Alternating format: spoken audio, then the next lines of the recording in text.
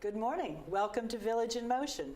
Today is Monday, October 23rd, 2017, and my name is Susan Gerhard, and I welcome you this morning. I'm here with two guests. First, I will introduce Marie Lee. Marie is a well-known resident here, and Marie is here this morning with her hat being the head of our hearing loss support group. Yes, thank you, Susan. Welcome. And Marie has brought with her a guest. Her guest is, and I will have to read the notes, Dr. Larry Medwetsky. That's a wonderful name. Is that Polish? Yeah. Now part of Russia, White Russia. Belarus. Dr. Medwetsky is a full professor and chair of the Department of Hearing and Language Speech Sciences at Gallaudet University. He's been on the faculty there for 5 years. He's an audiologist. He's served in a number of different roles, mostly in the world of education, correct? And I won't go into all of the various roles, but we have been honored twice in the last couple of weeks to have him speak, first at the History Forum, where you educated us about the deaf culture, which was very interesting, and then on the 26th of September, you spoke to the Hearing Loss Support Group, giving us more education about hearing loss and the various ways that one could deal with it.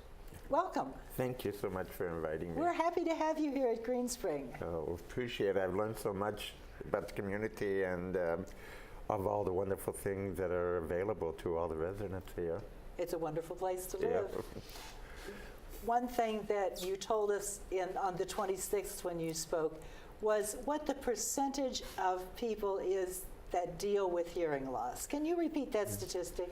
Yeah, I said it's an estimate, but around, in terms of the total population, around 11.5% of the population is estimated to have some degree of hearing loss significant enough to impact on communication. And then when we move up into the age range of our population here at Green Spring, into the 75 to 85 to 95 year range, those statistics increase hugely.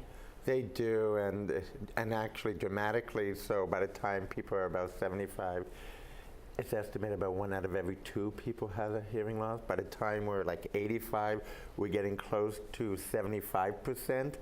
And by the time we're 90, 95, we would say close to 90 to 95% of people have a hearing loss. So basically it means that if you're at Green Spring, most of the people you know will have some degree of hearing loss. It's, Marie has helped us see statistics on this many times, and Marie and I have talked about the fact that this is one of the most common, I will say, challenges. It's a disability also that senior citizens face, yet I looked the other day on the internet and just wrote up, most common health problems for senior citizens. And 2 of the various lists did not even mention hearing loss, which I thought was interesting. What's your thought on that, Marie? Well, I believe it, but also in reality, it's not true.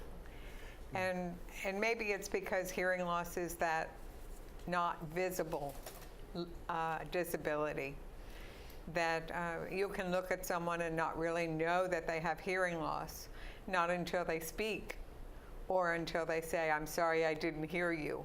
And that's when you find out that someone doesn't have hearing loss. You just can't tell by looking at someone unless that their hearing aid is visible. But today's hearing aids are often not visible. One of the things that has troubled me, and my own mother had a problem with dealing with hearing loss, and that is that how the person with hearing loss reacts to the loss of hearing. And I think that's a difficult thing for people to understand. I'd like to ask both of you, what are some of the ways that people react when they realize they're losing their hearing? Well, I'm thinking first, depending on in their past, in their life experiences, sometimes it's very difficult to even know if a hearing loss is even occurring because it's so gradual in most cases. And people may begin to compensate in presentation by speech reading, or using some strategy they may not even be aware of. Speech reading being what we used to call lip reading. Yeah. The reason why we say speech reading because we're looking at the body and the whole facial features rather than just the lips. But by doing that, as long as you're in a quiet setting and you know the context, you may be able to get by. So you can kind of cover it up. Kind of, and you may not even know you're doing it. But then over time, it will start to get more and more difficult to cover it up as you lose more and more your hearing. And then at first, you might even wonder if something wrong with you. But then you might accept, but you really are not ready to accept, because it really means that hearing loss just doesn't only mean difficulty of communicating, also means possible loss of identity. You've grown up one way as a hearing person, and now to have a hearing loss means you're changing, and now you have to accept. It's very difficult for people to accept change, and so to accept hearing loss is difficult, but it helps when you have like love and friends and then help you to try to get through that. So do people pretty much deny it at first? It's not me. And then they try to cover it up, and what's your experience with that, Marie? Well, I think older people are more apt to deny that they have a hearing loss because, as Dr. Medwetsky said, it comes on so gradually. If you're a walker and you walk every morning, when you're 30, you would hear the birds. And maybe when you're 50, you would still hear a little bit, maybe the crows, you would still hear the crows. But by the time you're 75, you're going to walk, and all of a sudden, there aren't any more bird sounds. But you don't realize that is happening to you. Now, I realized I was losing my hearing when I had a young child, and she would try to talk to me from one room to another. And I found that I was having to go to that room to hear what she was saying. So you objectively understood that you were losing your hearing, and I knew something was going on. You knew something was wrong. So some other psychological thought process that's come in here. Is there some grief that goes along with this? Yeah. Is there some anxiety that goes along with this? Is there some anger that goes along with this? All of those come there because in some ways, hearing loss, if you look in TV, has been represented as if like you're no longer a viable member of society. You're not useful, so it's saying, hearing loss means I really am getting old, and it's very difficult in this country. And we have trouble dealing with that term, getting old. Yes, in this country, getting old is negative. It's not a positive thing, although hopefully over time it's changing as the baby boomers are more active and want things. But before, it meant like being pushed aside, and you don't want that. So you're angry. You feel like you're not being part of things, and it's hard to accept. And what do people tend to do? They're angry about it. What do we see here at Green Spring? Well, they decide, I'm not going to play bridge today because I can't hear Sally across the table. I can't hear my partner.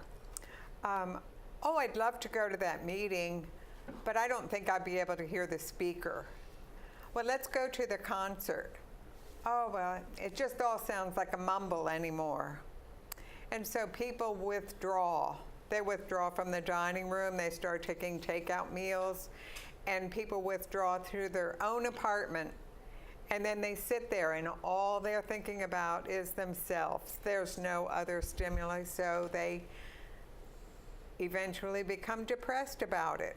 And there's no need to do that. And this is where it gets dangerous health-wise also, correct, Dr. Medwetsky? Yes, because once you're feeling like depressed, and not also by withdrawing, you're not engaged in physical activity. And we all know that by being engaged physically and also socially, it allows your mind to be active and your body to be active. So if you're not doing that, then you start to be more prone to illnesses and or just depression and so that is not a way to, the difference between surviving and living. So we say we have a problem. I'm losing my hearing. I have a hearing problem. And then what do I do first? I have a hearing problem. I don't know what to do. I've never had a hearing problem in my life. I was helping one of the gentlemen that works here in the TV station the other day teach a remote control class, and one of the ladies held up her hand and she said, well, someone told me such and such and such and such. And I turned to her and I said, I want you to understand that there is not a person named someone who is an expert on this subject. And I think it's the same way with hearing devices, that we don't want to ever encourage people to shop for a hearing aid or any kind of a hearing assistive device based on the advice of someone. Is that correct? Well, especially someone who may not be trained in that area, because then the information will be usually coming from a personal bias, and everybody is different and the needs are different. So you really want to try to either look for someone who can give you basic information initially, and that could be contacting what's called the local chapter of the Hearing Loss Association of America, because that is a group that's run by people with hearing loss. So they're there to give information. Could you start with your own doctor, with your own personal doctor? I'm going to say, in my mind, not really. Okay, because that is not a person trained for Yes, this. medical hearing loss, the ones who can talk most about hearing loss are going to be audiologists Okay. who are trained that. Your personal doctor, on average, will have had maybe 1 hour devoted to that in their It's kind background. of like going to your personal doctor for nutrition information. They've also had an hour in Right. nutrition education also. Right, so what I would use the personal doctor, if they know, say, can you refer me to someone? They're the gatekeeper. So hopefully they know of, oh, you have a hearing loss? I would like you then to, there are different audiology providers in the area. Maybe you can talk to some of your friends to find out who they like, because not all audiologists are equally good in working with people. So you try to see who are happy with their place, or you contact the Hearing Loss Association of America for a list of audiologists who are the trained experts to address hearing loss. And then but probably the best place to look, I was noting the other night, we got our AARP newsletter in the mail, and they're very well done. But the second page was, can't hear well, hearing aids aren't working, cochlear implants, go for that. Like you could go down and get one on the street corner. And as I went through the paper, I think there were probably 5 or 6 ads for various kinds of hearing assist devices. Of course, none of them with prices on them. And I thought, oh gosh, how easily people can be led astray. So it's really important, once you have psychologically accepted the fact that you have a problem, to do some shopping. And this is the time that if you have relatives or a trusted friend that can go with you, to take that person with you. Yes, And and of ask course, for here help. at Green Spring, we have an audiologist. We do have an audiologist And that comes she's here once a every week. Friday. She's a doctor of audiology with many years of training, with expertise. She's compassionate. She knows how to work with the older generation. And she is here every Friday in the Parkview Medical Suite. But you need to make an appointment, so you don't have to go off campus for an audiology service or for a test. You can start there. And the huge advantage there is that over a period of time, as you may lose mobility, and you don't, oh yes, well I got that in Costco in Fairfax, but I can't get there anymore. That's And right. then you have no way to have your hearing aid serviced. And I'm glad, that's- I was go just ahead. going to say, I'm glad you brought that up, because it's so rare to have an audiologist in the community. So someone, hopefully, you can trust, you can ask the information. Yes. And that's what you want to do. And so when you asked me, I'm giving general information, but it's so wonderful Yeah. that there is someone just like that And over we here. have someone trusted here. Let's go back to the psychological aspects of this. And so we have our choices, and let's say that we have purchased an assistive device, and in various forms. We have talked about this before, so I don't want to go back into that now, whether it's hearing aids or other types. But let's talk about, we have a hearing problem, we're dealing with it, but how do we learn to live with it? How is my life going to be different? I think part of that is, well, let's start with you, because you have a smile there, so that tells me. Well, you can go from being alone to back in the conversation. Is the conversation going to sound exactly the way the conversation sounded before? No, it is not. But you can teach your brain to hear again. You can teach your brain to hear the bird sounds again if you have a properly fitted hearing device or hearing aid. you can actually expand your hearing. It's not ever going to sound like it did when you were a teenager, but it's the next best thing.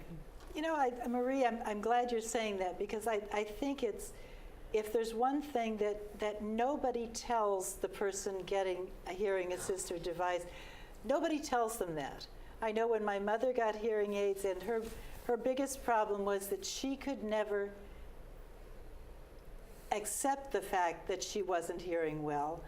And she had the hearing aids were fine, but I don't think anybody ever told her, me included, and I went with her to the audiologist many times, nobody ever told her, it's not going to sound the way you expect it to sound.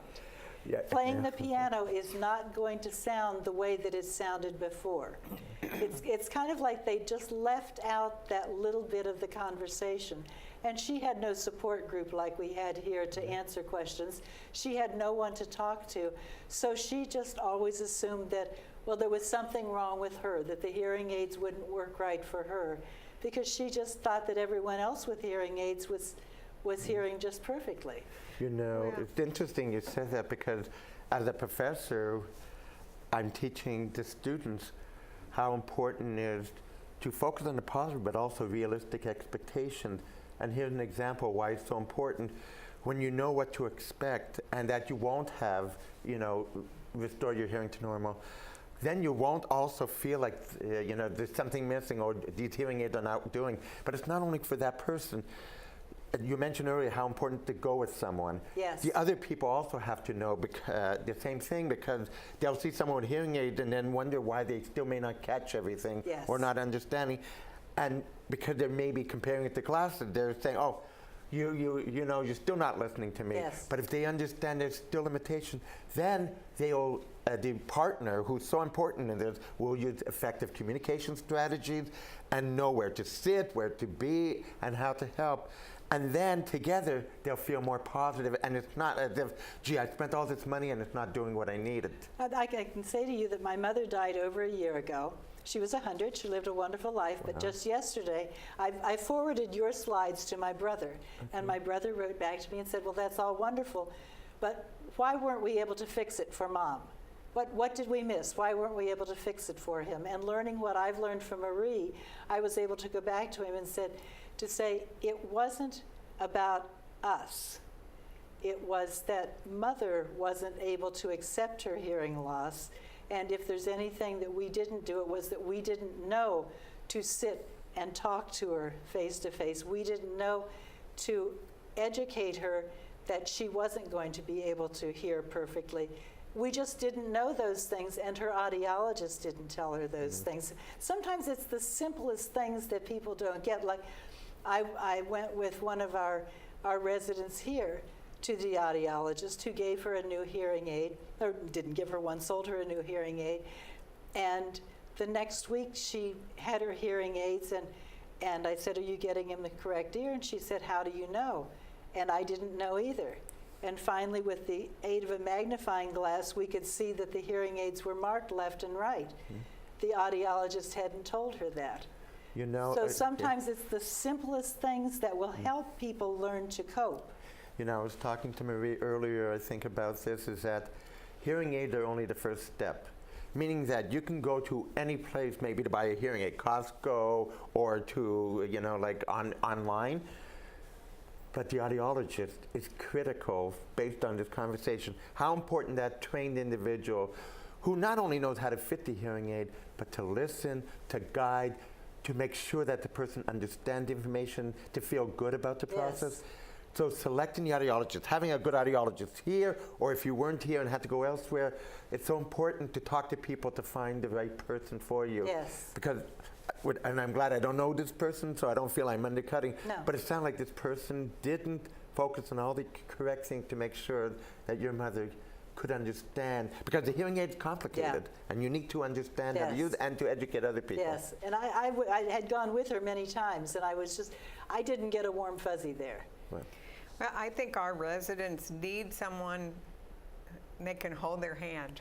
Oh, very They definitely. can hold their hand through this process.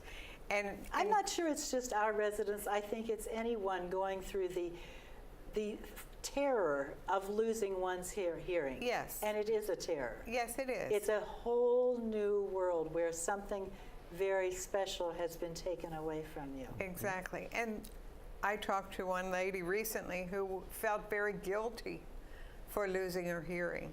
Yes. And I talked to her for a long time and said, it's not your fault. It's no one's fault. This is part of the aging process.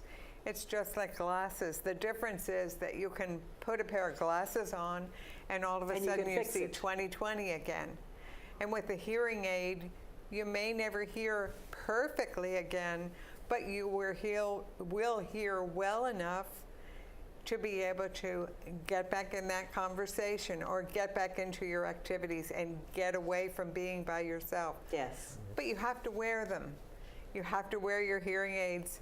The drawer does not hear very well at all, no matter how long the hearing aids are in there. Yeah. But if you put them in your ears and give them 2 to 3 weeks, wearing them during daylight hours. I think that's some, It's I so know that critical. you tell our group that every time. Get them in your ears. Your brain needs to learn to work with them.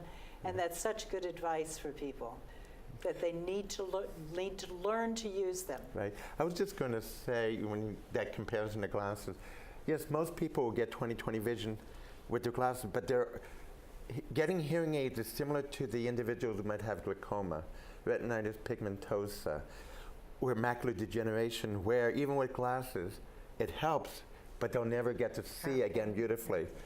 Same thing, hearing loss is different. It affects the nerve and the inner ear aspect, and it's more similar to those type of individuals. So if people can understand, getting a hearing aid is similar to helping someone good with analogy. macular degeneration, then I can understand it's helping me, but there's a limit to how much it can help me, same way. And that's what I want to kind of clarify. Thank you. Because otherwise, Right. if you compare it to the people who get 20/20, then you're of course going to feel like your hearing aids are not doing the job they're supposed to. Here, I'm spending all this money compared to glasses, so much And I cheaper. still can't hear. Right. But it's the hearing organ to the brain is the most complex of all, very, very difficult to try to just get it right, and it's affecting different types of, organs. And so if they can understand that, I think they'll feel better, because part of it, doing this is just accepting there are limitations, but gee, without the hearing aid, the alternative is just not enjoying life to the fullest. Well said. We have about 4 minutes left. How can we help others understand our hearing loss? Yeah, so you're talking about like the spouses. There are actually, Everyone that we deal with Yeah. on a daily basis, not just our spouses, Yeah. but the Or people we friends. meet in the store, Right. everyone we have to deal with on a Right. daily basis. part of it is, there's different ways, but part of it, we have to become accepting of our own hearing loss. By being accepting of our own hearing loss, we can then become confident enough to tell and share with others as to what they can and can't hear and what it's like to do that. There's no way other people can understand what a hearing loss is like if they've never experienced it. So it's like trying to say, the example I may give is, have you ever been in a room where somebody's talking with the door closed? You kind of hear, like, you hear voice, but it sounds muffled. That's what it would sound like. And so and then I say, so how does it feel when trying to listen to that? It's difficult, it's hard. That's for me every day, all day long. But how we can kind of overcome that is, hey, if we open the door, that's like the hearing aid, I can hear better, but still not perfectly. If I can see your face, it makes a difference. So first, you have to accept the hearing loss, and then be confident enough to help others understand how it's affecting you and what they can do, because you can't leave it for them because they just don't have the experience and knowledge to figure it out on their own. What are some of the things that you would tell people? I know face-to-face is key. Right. I'll say, like, face-to-face, if it's a noisy area, let's try to find the quietest area. If you're hearing better on one side and the other, you want the person maybe face-to-face, but closer on your better ear side, because it'll be easier to hear. I want maybe to, if I'm joining a conversation, tell me what the topic is, so that way I can figure out. If we're in a group, if people can maybe even lift their hand a little bit, so I can, or they say, this is Tom. Oh, And then Tom's on my right. I can turn. So if people say their names, I know where to look before they start talking. So that way I have the context, I know, and I'm in there from the very beginning. So there's little things that can be done, but we have to help remind people. And that's one thing that I could never get through with my mother, and that was, don't be afraid to say, I can't hear, can you speak more loudly, can you move? So she just felt like she was damaged goods. Right. And as far as I could understand, as near as she could tell, she thought she was the only person in the world with hearing loss. And I could never get her to understand otherwise. You know, just said, like, I just before said, oh, you have to learn to accept. It's not easy to do that. All I tell people, you're the same person. That's right. You just don't hear as well. Yeah. If we can compartmentalize and say, it's not like my personality changed, my knowledge, my intellect has changed. I just don't, where I may not be able to see as well, I can't walk as well, I just don't hear as well. And then if you just say that to people, I just don't hear as well, can you help me? People will do that. You wouldn't be afraid to say, can you help me up this step? Right. You wouldn't be afraid to say, can you open this door for me? It's the same thing. Just say, can you help me a little bit in order for me to be able to communicate with you better? Right. And do it with a smile on your face and a little humor. Right. Yeah. Yeah. We have 1 minute left. What's a final bit of advice? I'll let you Don't go lose on your that. sense of humor. Don't lose your sense of It's like anything else, all of us go through crazy things that happen, something happens and when we were 15 or 16 we might have been mortified, or 21 or 22, and one thing that I enjoy the older I get is just being able to laugh at myself. And whether it's hearing loss or a broken fingernail or wearing two shoes that are two different colors, whatever it is, if you can laugh at it and get through it, then you're going to make everyone around you more comfortable. That's right. Yeah, and for me, I wrote a tagline a long time ago, and it basically is, enjoy the independence that good hearing brings. Oh, that's and the reason why I wonderful. say that is because we need to be in control. When you lose your hearing, it's a sense of loss of control. So if we can we kind of restore good hearing by doing something about it, then we can become independent and feel more in control. And don't be afraid to do something That's about right. it. And understand that it's not going to fix it, Right. but it's going to help it. Right. And it's your job to work through it and get there. Great. And you won't have to do it alone. If you have Yes. somebody, do it with others, because together you can do whatever it takes so that you can enjoy Yes. your life again the way you want to. And we invite all of you to join Marie at our next hearing support group meeting, which will be, this is September, in November. 30th. November 30th. 30. It will be in the theater again, and I'm Yes. sure we'll have another fine educational program. I hope so. Thank both of you for joining us today, and thank you so much for coming to Green Spring. Oh, thank And we you so hope you'll much. come back soon. I hope so too. Thank Okay, you. that's good.